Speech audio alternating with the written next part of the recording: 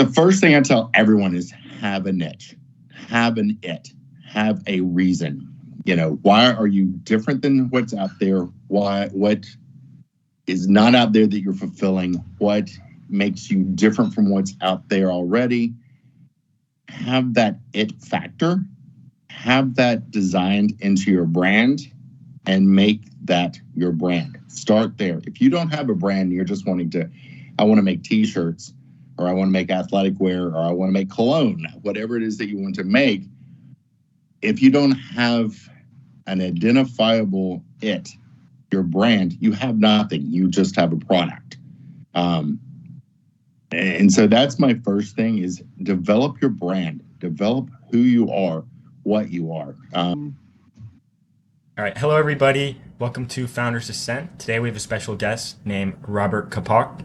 Robert, just give us a brief introduction about yourself. I'm Rob Coppock. I'm the chairman of BrandHouse LLC. I guess I could basically be called a serial founder. I've done this many times now. So what's up, guys? Hello. Fantastic. We're excited to have you. A lot of our previous guests are serial founders, and I think that's super awesome because we get the experience of multiple separate ventures at the same time. But going back to the beginning, your sort of what first inspired you to start a business, and what's your background prior to that? My first business that I started, I was very young. I was originally had been a sales rep and didn't find product that I liked to sell, and I was not happy with the commissions that I was receiving. So I decided to start creating my own brands and building my own product lines. Mainly, I don't work well with others, which I think that's kind of a key to be an entrepreneur, which is now called a founder. But that was really the whole thing is I found something that didn't work or something I thought we could do better. And in every instance, for every company we've ever founded, that has been the key to it. Something that we can do better than somebody else is doing at the moment. So when you say we, do you have another person that you've started these companies with, or is it just you? The first one was just me. The first 3 or 4, the last, from American to hometown through BrandHouse, it's been a family with me and my wife, and to some degree our son. And so most of your businesses have been in sort of eyewear, wholesale, retail sort of businesses where you're selling a physical product and yes, working with manufacturers and vendors. How could you describe the process of sort of, because to me that's intimidating, having to work with factories and ensure inventory and all this stuff. Could you describe sort of the process of both learning how to do that and just your experiences with those?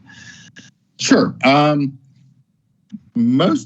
Everything we have done has, up until this latest adventure, has been business to business. So it was all wholesale manufacturing. We've, in the past, have done everything from having an outside factory where everything was designed. We design it and they manufacture it. We've had our own factory before. That was a complete pain in the butt. Dealing with all the employees and the manufacturing and factory level, dealing with that kind of headache on a day-to-day basis was probably the worst thing we've ever done. I'd highly recommend outsourcing your manufacturing at this point. Headaches, inventory controls, and everything else, it's best if you can farm that out for us. But like I said, this is our newest adventure.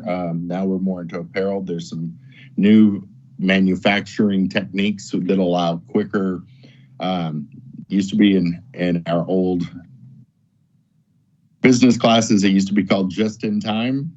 And there's new systems in place where actually with robotics and things where you can actually send a design to the cut room floor, and where a large computer will literally, it's basically a robot CNC machine, will cut the fabric and ready to sew it individually, however you need it. So there's new advances that make offshoring your manufacturing or doing it outside of house just because of the equipment cost. So I kind of recommend doing it that way. It's not near as scary once you get used to doing it. We've been doing it this way for decades now, so it's pretty easy for us. We can get a brand and a design up and running in days. And so what does your day-to-day look like? What are you managing and doing? My newest day-to-day is you talk about learning. This has been the biggest learning process over the last few months, because we're now involved with direct-to-consumer, which involves social media, it involves aspects dealing with guys your age, which is a whole new element for us. So my day-to-day literally starts out with somewhere in the middle of the night or early in the morning, I will actually design new social media posts we post across 11 different social media accounts 2 to 3 times a day. So that is our newest endeavor. My wife, who's head of creative, at the same time will be creating product, and then she will shoot over to me all the visuals for the social media accounts. We're right now we are dropping on average 6 new pieces a week. So that's a whole new, as we're building up the inventory, we decided to start it's revathletic.com, and we decided to build that up slowly or launch it and then continually to add to it. And so that's been that's my day to day, is basically a lot of social media, a lot of posting, a lot of back end work. Luckily, I have a really talented family, so they do all the creative side. I have none of that, although I'm getting decent at social media, building little movies and things. But that's kind of my day to day at this point. But this is a whole new adventure from my usual day to day that was involved overseeing sales reps and salesmen and clients on the phone nonstop. So this is more fun. Yeah, like if somebody had the idea to pretty much start an athletic apparel brand, like kind of like what you're doing, like what are the first steps? Like, is it designing it? Is it, and then reaching out to manufacturers right after that? Like, what is the process like getting off the ground? Your first, and I actually talked with a lot of young guys who want to be founders. They want to build something, probably 2 to 3 a week. The first thing I tell everyone is have a niche, have an it, have a reason. Why are you different than what's out there? What is not out there that you're fulfilling? What makes you different from what's out there already? Have that it factor. Have that designed into your brand and make that your brand. Start there. If you don't have a brand, you're just wanting to, I want to make t-shirts, or I want to make athletic wear, or I want to make cologne, whatever it is that you want to make. If you don't have an identifiable it, your brand, you have nothing. You just have a product. And so that's my first thing, is develop your brand, develop who you are, what you are. Rev Athletic is unapologetically Christian. It is an athletic, healthy lifestyle brand. It is beyond your basic workout brand. We do go into golf. We go into daily living. We go into surf. We go into everything athletic. If you're a hiker, if you're a runner, and nothing was out there in that market. We're also not in the witness wear. Everything else was basically a t-shirt that was a witness wear with a Bible verse stuck on it. We were more about building up the body of Christ. We were about encouraging people, motivating people on their daily living, but it was all about the actual people who are wearing our clothing to build them up, and nothing else was out there that way. So that was where we started with Rev Athletic. Not every brand we've done has been a Christian brand. That's who we are, but that's not every brand we've ever done has been that way. We did Nash, which was a really high-end, super high-end eyewear, but it had its own unique focus. You know, it was super classic, the best materials, the best manufacturing possible, and that was its thing. So that's the first thing I tell everybody is have your it, have your brand. Everything else you build from there. And you mentioned creating something unique. How do you sort of research what's out there and make sure what you're doing is unique from your competitors? What was your process? Yeah. Know your market. I mean, that's probably your number two is saying, this is the easiest time in history to do that because you have the internet. I mean, I can go on and tell you what's selling in Russia, you know, what's selling anywhere in the world. You can do research and find out what's out there, who the brands are, what brands are like in Europe but aren't here yet. I mean, I can tell you everything across the board from a little bit of web research. So that makes that the easiest time in history. When I started out building brands, that was not an option, really. It was just in its infancy. Not pre-computer, but being able to see what the brands were online was not an option at the time. It was more go to the stores and look. And so when building brands, you mentioned the most important thing is having your niche and understanding like what you stand for.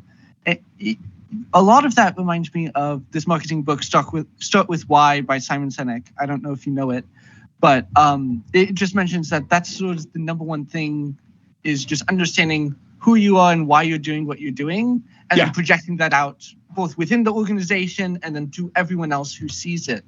And so with that in mind, you mentioned starting social media content. How do you convey your why, or how do you get your message across in your social media to get people to really believe in your brand? I think that's just consistency. Once you have a brand, you've got in-house, we call it the ethos. Once you have that feeling, the spirit of your brand, it's easy to convey the message as long as you stay on message. So there are days that I'll be tempted to go, oh, this is a great song, or this is a great video, or this is a great photo. I had one photo and you don't always hit it. I had one photo that I had used that the guy didn't have a shirt on and he was helping this girl. And it was a very innocent looking photo in my mind and in most people's minds, but I had somebody who commented that it was basically nearly pornographic because he had touched her, because he was assisting, correcting her form. Yeah. I'm like, okay, people, no. But even trying, you sometimes mess up, but you have to just stay on message and keep your focus on what you're doing and keep the spirit of each brand and just tell the story. And like starting out, especially when you may not have much of a name for yourself in that given space, how do you build that brand? Because BJ and I were talking about this earlier, and how oftentimes a lot of YouTubers with a really big name will just release a clothing item with their logo on it, and it'll sell really well, and they probably don't have to do much marketing. How do you get yourself to a point where you're selling a lot and maybe you're not somebody that's famous? What kind of marketing techniques are you using to help with that? Start with your friends. Start with people you know. Start with your friends' friends. Start with your family. Start and build out organically. We're lucky. We're in Nashville, so organically we have a lot of people that know us, that people know. That's sort of your best start. And then, consistency. Post nonstop. I was reading a thing that somebody else had written from another brand, and their thing was they post 3 times a day, every day, regardless of what it is, just post. And to some degree, that is sort of the answer, is always be in front of people. Back when I was younger, there was the statement that went around for people was always tell your story.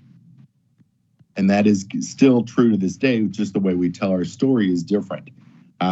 When I was starting out things, it was very much in person. It was knocking on doors and going door to door and telling your story. Now you're still knocking on doors, going to people to tell your story. You're just doing it via the internet.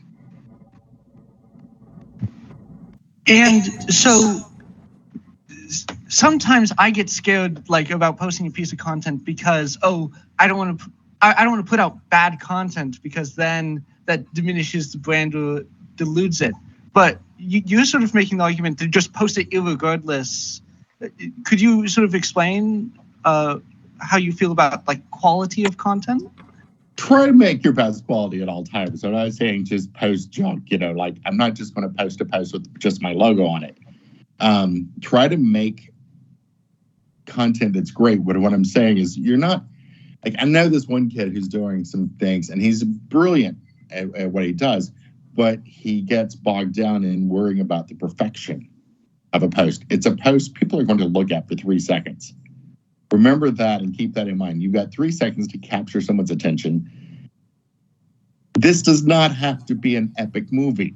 The content does not have to be phenomenal. It should be good and it should be on target and it should be on message. But it's more important to post and be in front of people's eyes than it be 100% perfect. Because you're never going to get it perfect. Yeah, and so when you're posting this content on social media, are there any software tools that you guys are using, or I like InShot. I like InShot. It gives me a quick, easy, intuitive way of putting things together. I've gotten pretty decent at it and can edit it. My wife likes some more advanced programs that she uses because she's more designer based. So she has some more high-end designery type materials where she can really manipulate everything to the tiniest degree. But just starting out, get something like an InShot or one of these kind of apps that are quick and easy. It makes posting quick, makes everything quick and easy, and that is the name of the game of it. There's a second step you can get, where you can get into more advanced, where there's some apps and things out there that can literally post across every social media by touch one button and we'll readjust it. And those things are nice too. But just, you're shaking your head that's the good part. And I'm sure I'll probably start doing that more and more. But right now, I'm still a little bit more of a control freak and like to adjust for every single platform. Yeah, BJ and I ran into that. BJ and I actually ran into that same problem with posting across multiple platforms, and that's something that we want to start doing. Is we should want to create our own software, but yeah. There you go. You just stunned both of us briefly. Yeah, because when you're saying you that, just wait. you called us out on our startup idea, so thank you for that validation that we should get on doing this. That would be a fantastic idea. If we let me know made when you you'd get be it our up. first customer, right? Rob, you'd be our first customer. Yeah, exactly. Awesome. Fantastic. Hey, that's the first sale. Live on the internet. Yeah. This is how it works, people.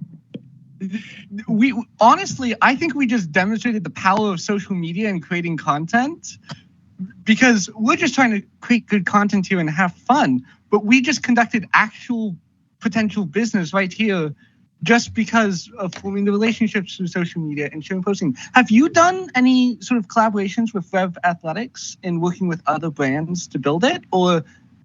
We are right now in the early stages of negotiation with a couple of different different brands to work together. Kind of things that are, when you do that, what you've got to do is find ways that you can be mutually beneficial to each other.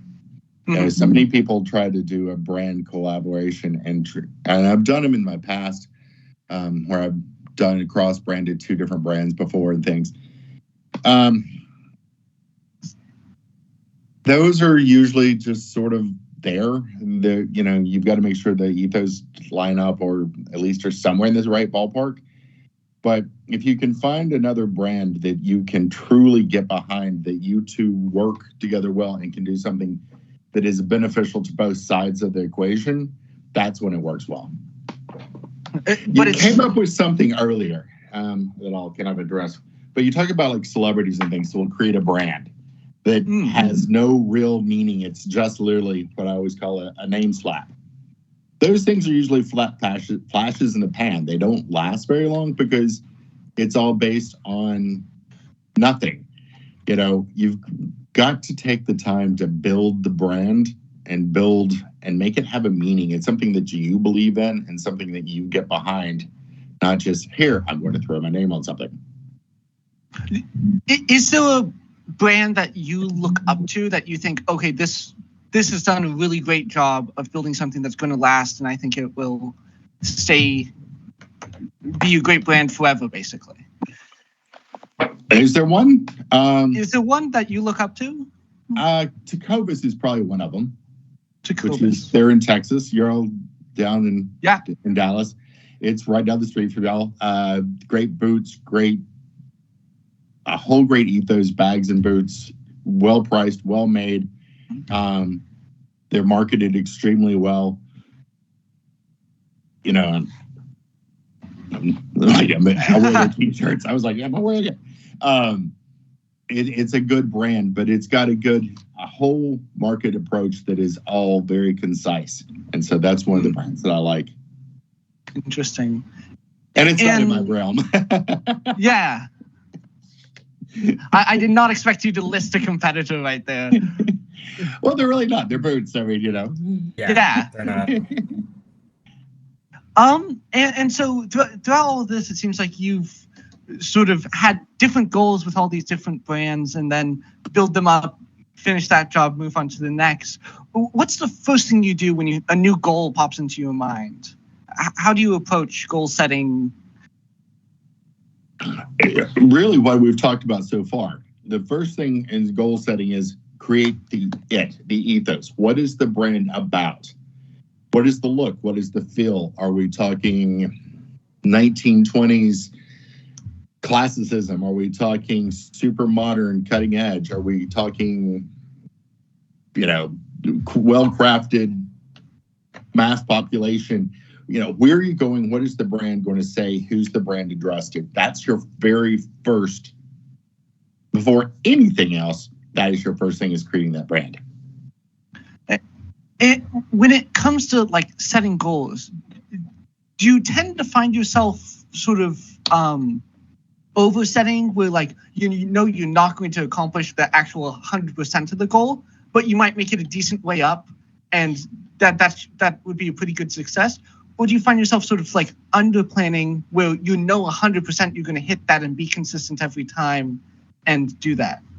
I'm very lucky on having my wife be my partner, because she balances me.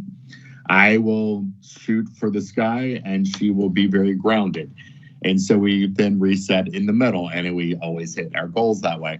I'm the salesman, she's the designer, and it just sort of fits into that.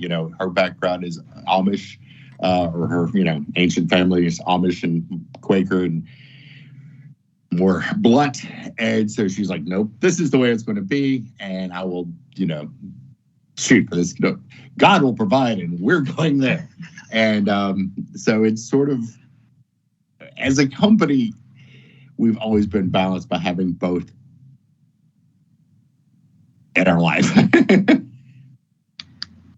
Yeah, I've heard. I was listening to a podcast, and there were like two founders on, and they were talking about how like they did a good job balancing each other out, because one of them was kind of like what you were saying. They like kind of reach for the stars, and they get very consumed in like the future of the company. But the other one was more concerned about like, what are we going to do day to day to make sure that we're actually getting that done. And so that balance seems like it's very crucial. Yeah, and the other thing, when you have co-founders can be great. Or they can be the bane of your existence. I've known a lot of guys that have had, it's gone either way. Yeah. But you've also got, like, I am very much large, big strokes and tiny minutia. all the stuff in the middle, it'll just take care of itself. I mean, I will be like, okay, this shirt should be exactly this color and the stitching should be in this color. And the entire line should be about this. I mean, I get tiny minutia and big, broad strokes. Luckily, Nicole fills everything in the middle. So you've got to have those balances of everything. Who does this? Who does the accounting? Who does the marketing? And so you're having those founders that you can play off of each other's strengths is very important. Your problem that you have with co-founders that I've seen happen over and over again is having co-founders that have different levels of engagement. One guy will be just completely ready to go 100%. That's all they want to do is their idea. And their other friend who has a job somewhere else is doing this as a side gig. And that never really tends to work out. I've seen more companies that were great ideas fail. And it was usually because of that unequal attitude towards the company. What do you think, what do you think are traits that help co-founders? Compromise is your first one. You've got to be able to compromise. You've also got to be able to lay out exactly, someone's in charge 60, someone's in charge 40, who is truly the leader. Having two 50-50 leaders can really mess you up. You can argue for 3 weeks over which shade of blue something is. I mean, and it doesn't really, to be honest, matter that much. So having the person decided up front who is the decisive end-all thing, but also then being able to compromise. That's your first trait. That's a hard trait to learn. The second trait is that longevity. Are you in it for the long haul? And you've got to believe in your product. I mean, whatever it is, if it's an app, if it's a service, if it's a physical widget, you've got to be able to believe in that enough that you want to stick through it through the hard times and the easy times. So those are the two. When looking at your product, how do you gauge whether or not it will sell, whether or not it will work? What sort of are you looking for? One of my natural gifts is to forecast. I sometimes am early, but I'm usually pretty much on trend. That is almost a God-given trait. You either have it or you don't. I've talked to people before and tried to explain to them about something and they just don't get it. I mean, they're not. That is one of the things, you either have it or you don't. And it's not, unfortunately, something that seems to be able to be taught. So when doing forecasting, is there anything that you're looking at? Are you looking at other brands' news? Are you looking at statistics on your posts? Is there anything you use to sort of help that? I look at a lot. I look at the news. I look at social. And I don't mean social media. I mean, as a society, where are we going? Mm-hmm. What are the politics doing? For years, before elections, I will have two plans, A and B, depending on the outcome of an election, because it will change the direction of the economy. Not getting into politics here, but you have to know how the environment of your world is affecting your brand. So I look at that. I look at what my competitors are doing. I look at color schemes. I look at, there's a thing called the Color Council. The Color Council has the color projections for the next 3 years. We look at where we're going, and I look at everything from fabrics to competitors to news. So it's a lot of information that goes into coming up with it. There's a lot of psychology and forecasting. And again, it's just sort of one of those things you're kind of innately good at or not. There are companies, if you're not good at it, that you can hire. Cool. Do you have a crazy prediction you can tell us? Like something that will happen in 2 years that we can look back to this clip and see? In 2 years, I think that we're going to see a huge change in the way people are buying. I think people are going to more and more, and unfortunately, it'll be very divided, but on the other hand, very good for a lot of people. I think people are going to start purchasing more based on local. I think people are going to start and I don't mean that like this company down the street. I mean, they'll be online, but it'll be companies that identify with your morals, your values, your trend, your thoughts, your patterns. Right now, we've had so much of people trying to like be everything to everyone, and that doesn't work. I think instead we're going to see a lot more niching, a lot more things where you're going to have an apparel brand or a cologne or a soap or whatever it is that identifies with you. Awesome. Or your affinity group. That sounds like it favors you being somebody that has a clothing brand, like a Christian clothing brand, I should say, right? It does. Okay. It does. Definitely, for sure.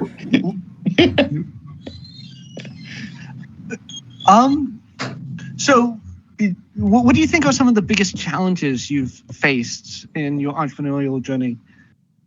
The biggest challenges I've faced realistically have been learning and being patient. And being patient is one of my, I laugh, I say I have the patience of Job. It died 3,000 years ago. I'm not very patient. I will get something in my head. I will decide it. I'll have the ethos. The whole thing's drawn up. And by the time the actual product is in my head, I'm like, oh, really? Well, how about this now? I can get ahead of myself. And so having the patience to follow through everything sometimes can be one of my worst enemies. I want to build something and hand it to somebody and go, here, finish it. Up until this project, which I have really, truly taken completely under my wing, I've had 2 or 3 in my life that I've truly been my babies. But the ones that are just the day-to-day branding and things that we've done have not. That is always my downfall. Is okay? Let's do this next. Let's do this next. So I can get ahead of myself a little too fast. And so how do you balance that? That's obviously a useful trait to have to some extent, but then when you have the closet full of half-finished projects, that's not very useful. Yeah, so that's where, like I said, I'm very lucky. My wife, who's my partner, balances me on almost every single level. So she's the one who will put the brakes on. Okay, finish this one, then you can have this. You can't have your dessert until you eat your meat. And so you kind of get that, and that is very important to learn, is to have that person who balances you. I think entrepreneurs or founders have that spirit, and it's a great spirit, and we innately need people to help us get from point A to point B. Being on your own completely and having the skill set to take something from idea to completion is very rare. You need those helpers. Were you like that growing up? Like when you were in school, were you always thinking about like these crazy things that you were gonna do, like on the side or something like that? Very much so. Did you always know you were going to be an entrepreneur, or what did you think you would do? My father always wanted me to take over. My father was in insurance, and he always wanted me to take over his company. And there was a couple. My mother was an interior designer, and she wanted me to take over hers. So I always knew that I was probably going to work for myself. When it came down to it, I didn't do anything my parents wanted me to do. I did my own thing completely. But yeah, I always knew that I don't play well with others. I tried right out of college. I tried the corporate experience, and I did very well at it. I'll never forget one of my first sales jobs. I went to the first sales meeting, and I got an award for 758% above quota. And they had presented the award to Richard. My name's Robert. Nothing tells me that No. you are so appreciated. Yeah. It was engraved and everything. Gosh. And I was just, oh yeah. And to this day, I have it around here somewhere, to Richard. Thanks. Yeah. We're so glad. Thank you for coming in at such a high range. So I knew at an early age in my career that it was not going to be in the cards for me to be going up the corporate ladder. I was going to have to build my own corporate ladder. Fantastic. With your companies, like previous ones, I know the Rev Athletic one's fairly new, but what was the process like expanding the company, and how many employees did you eventually have? We had about 35 total in the eyewear at its biggest. What was it like expanding that? Like, what was the process? The process there was just figuring out, and that was probably some of our greatest weaknesses and strengths. Finding people to fulfill what you need. Finding warm buddies is easy. I mean, you can find people who just show up all day long. One of the people that I had hired at one point, I would literally walk out of the room and it's like they would turn off. I mean, it was like they would go into pause mode. Just nothing. Finding those people that can actually fulfill what you need and who have their own spirit of entrepreneurship that they can bring to a company, that is the hardest part. That was one of the things that I dealt with on a day-to-day basis. Is one of my least favorite things of dealing with people. Because my nature is that I'm a salesperson. I like to sell. I live to sell. I get antsy when I'm not on the road selling things. I love the kill of selling. So I've always been a little bit lucky in that, I guess. But expanding the company and finding other people who could expand my sales, who could expand my territories, who could expand the product lines. I was in a marketing meeting with one of our assistants once who told me we were going through names and coming up with ethos, starting with a new brand. They gave me this name and I was like, that's a great name. They're like, yeah, it's really busy at the mall. What do you mean it's busy at the mall? Yeah, it's a store. It's at the mall. You want me to name a company, a new brand after a company at the mall? Yeah. No. So finding those people is your key to expanding. That is your key to growing company, is finding people that can think, finding people that have the ability to rationally think through a project. And is there a way that you found those people? Like pure luck. Really? Interesting. It's like weeding the yard. You've got to pull a lot of weeds before you go, hey, that's a good one. That's supposed to be here. It's not an easy process. And we would find people growing the companies that we thought would be great, and we'd get there and they weren't. And a few times the opposite would happen. We would think that they were just okay and they would be phenomenal. There's not a really magic thing. And to be honest, that's probably one of the hardest parts of growing your company at this point, is finding the right people. Yeah.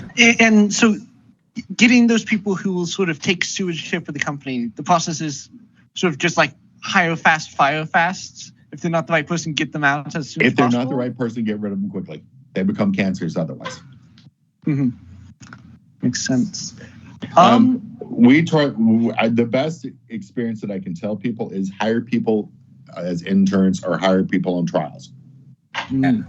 So you hire a few There's a people at built-in. the same time, like kind of like part-time, and then if one or two stand out from the rest, you take them on as full-time. Then you keep them. Is there like, Awesome. did you play around with like any incentives with pay or something like that to help increase work, or is that? I have in the past. It's strangely enough not nearly as effective as one would think that it would be. People like the money, but it doesn't change their attitude on work a lot of times. And the people that are really, really driven to work hard, it affects them, but not as much as you would think it would. So you're better to reward people once they achieve success than try to dangle the carrot sometimes. And do you think it's harder to start a company and get it like profitable, or to scale a company and grow it? It's harder to scale the company. Scaling? Yeah. Awesome. And have all your projects sort of been self-funded, bootstrapped things where you didn't pull in other people's capital? We've done both. Done both. And what's your preference? Well, My preference is to do it myself or with family. Bringing in outside investors. In fact, I was literally, before I got on the podcast with you, I was talking with a kid who's trying to start a new gym. It's 170,000 square foot gym. It's an enormous project. And we were talking about back and forth about, it's huge, about the differences between self-funding and loans versus, investors. We've had experience both ways. Investors bring their own set of picadillos and problems, depending on the level of, it goes back to that same thing with your co-founder, depending on their level of desire to be a part of the company and how much they want to move or how much they want to decide or not decide. In that, the more engaged they are, the better it is, or the worse it is? It can be either way. Oh. Got it. Oh, that hurts hearing that. I know people who, and I have done it, who have had investors that were very involved and very engaged, like wanted to work there. They were not good at making decisions.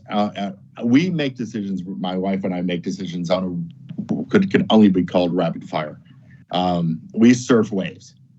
We see the wave coming. We know when to jump on the wave, how far to ride it, and when the break is done and to get off. We know this just intuitively. So we make really rapid fire decisions. That can be like, okay, this particular eyewear, this is the color for the season, and it's only the color for the next 18 months. Yeah. Or, hey, this is a new color and it's going to last the next 6 years. We know this intuitively.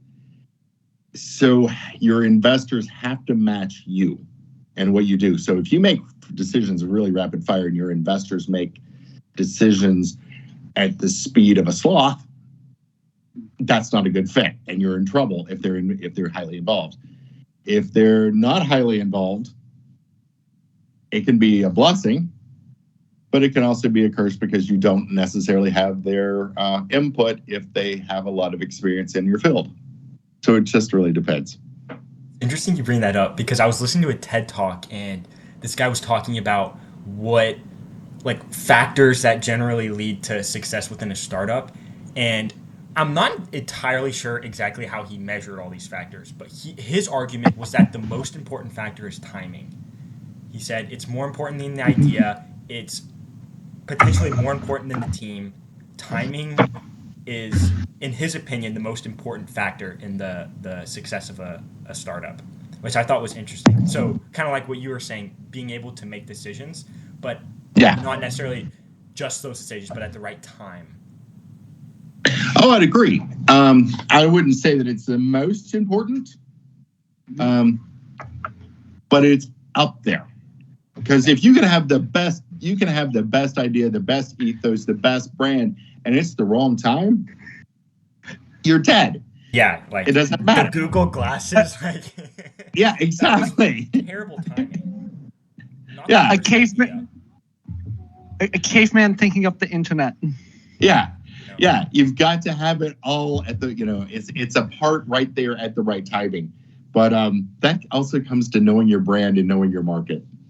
What do you think is the number one? Because I've listened to that same TED Talk, actually, but I've also read a book by Rand Fishkin, and there was empathy within the team was the number one predictor of a sort of success. I'm curious what you have to say, what you think is number one. Okay. I'm going to say a few things very bluntly. Fantastic. We love it. We love it. Your most important thing, if you're going to be a founder, is to have the strength to just bully through it. It doesn't matter what other people think. The empathy for people and for the company and that's great. But I don't know a whole lot of people that we look up to this day as being great founders of companies that were just great humanitarians and spent all their time worrying about their employees and that somebody cared about this and they had the right break and the right this. You know, if you look at Henry Ford, if you look at Milton Hershey, if you look at Elon Musk, if you look at Steve Jobs, if you look, and I can name forever on here, not saying they're not great men or anything else, but when it came to their idea for their company, they were headstrong. They knew what they were doing. They bullied right through it. There was no stopping them. And that is the most important part. Somebody once said, "How do I do things?" And I said, "I refuse to fail." That doesn't mean I fail. It just means you get back up and keep going. You don't, by the way we put it one day, you don't ever fail until you stop. And that is what makes it the most important thing for a founder. It's not that this, and this. Now, when it comes to product, that's a whole different thing. And you see the difference between the two. The brand has to be the important brand at the right time, and the right look, and the right everything else. But the person driving the company has to believe in it with all their heart. Really sounds like Henry Ford from... have you read the book Think and Grow Rich? It's been years. Yeah, that's something that is brought up in that book, the Henry Ford example. It was like, hey, like people were telling him like this engine that you want to be made in this car, it's just not going to happen. He's like, no, I'm going to get this team together and we're going to keep doing it until it happens. And, you know, it took years, but it did happen. Exactly. Yeah. Milton Hershey was the same way. He bankrupted, I think it was 9 candy companies before he hit on the right formula. Wait, who did? Milton Hershey. Hershey bars. Yeah. Caramels, all sorts of things. But the same thing. You just don't stop. He just wouldn't take no for an answer. Exactly. This is what I'm going to do. I like that. That's fantastic. Yeah, if you guys are ready, we can go to rapid fire. Sure. Yeah. So basically, there are 6 questions. 30 seconds apiece is our recommendation, but take as long as you need. And yeah, the first question is, how much sleep do you get? You seem so energetic.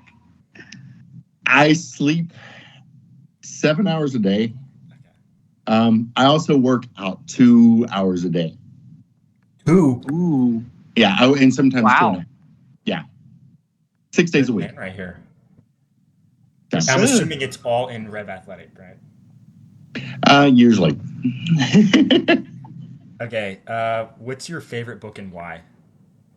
Oh, geez. I don't have a favorite book, but I do have a favorite author, which is Isaac Asimov.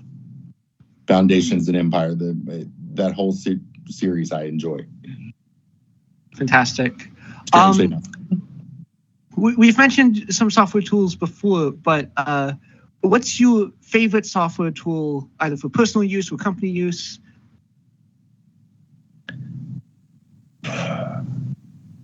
Software tool, probably this InShot is my new favorite.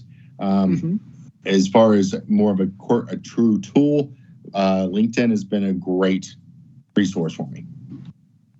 Fantastic. Okay, what's most important to you in life? Most important to me in life, God, family, health. Fantastic.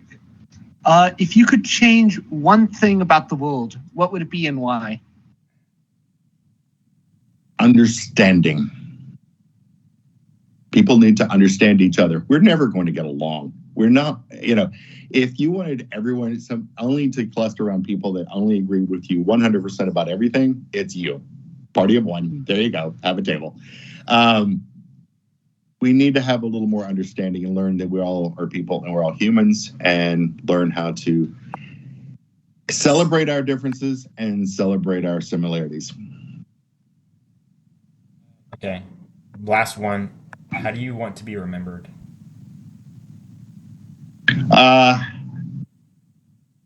Good question. Basically, as an honorable man. Okay. Fantastic. I love that, and I think that's a fantastic place to leave off with this episode of Founders Ascent. We will see you guys next week, Tuesday at noon. Don't be late. We'll see you there. Perfect. That was fun, y'all. Yeah.